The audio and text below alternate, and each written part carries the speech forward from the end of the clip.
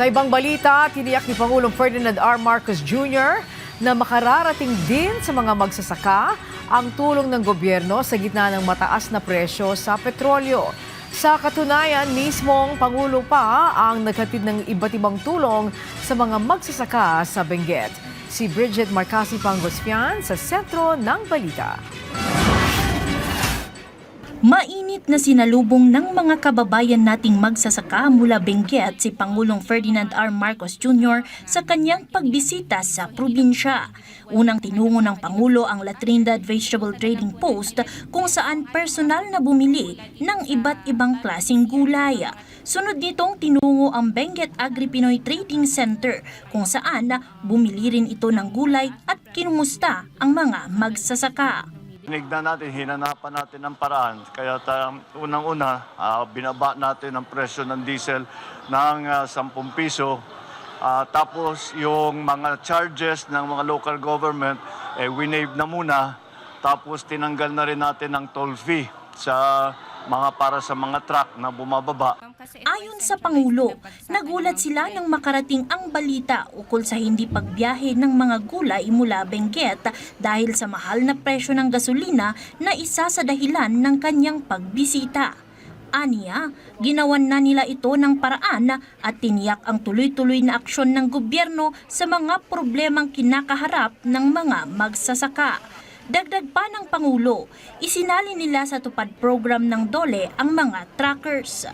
Patuloy ang aming pag-aaral at patuloy ang aming pag-monitor para tiyakin na lahat ay makakaramdam ng tulong ng pamahalaan ngayon sa dinadaan natin na problema at sa krisis na naging bunga ng gera sa Middle East.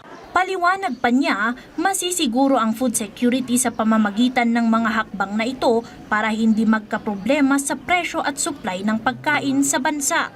Kasabay nito, sinisiguro ng Pangulo na makakarating sa mga magsasaka ang mga tulong ng gobyerno. Siniguro naman ng kalihim ng Department of Agriculture na makukuha ng mga magsasaka ang kanilang kahilingan para sa storage facility at inaasahang pag-uusapan na ang paglalatag ng minimum prices sa mga highland vegetables. May concrete plans na kami kung ano yung tulong na may bibigay sa ating mga farmers lalo na dito sa La Trinidad, sa Benguet at other near mountain areas. Aprobahan na rin ng Pangulo yung i-rehabilitate yung cold storage dito na hindi operational. So I think we will rehabilitate that within 6 months. Plus, magtatayo pa kami ng cold storage sa tabi ng ating processing center na bago. Kasabay pa ng pagbisita ng Pangulo, 10 Farmers Cooperative Associations ang nakatanggap ng iba't ibang farm machineries at equipment at farm inputs na nagkakahalaga ng 15 million pesos mula sa Department of Agriculture na labis na pinapasalamatan ng mga magsasaka sa probinsya. Salamat po sa pagkuhan. Maganda naman yung tulong po sa amin yun.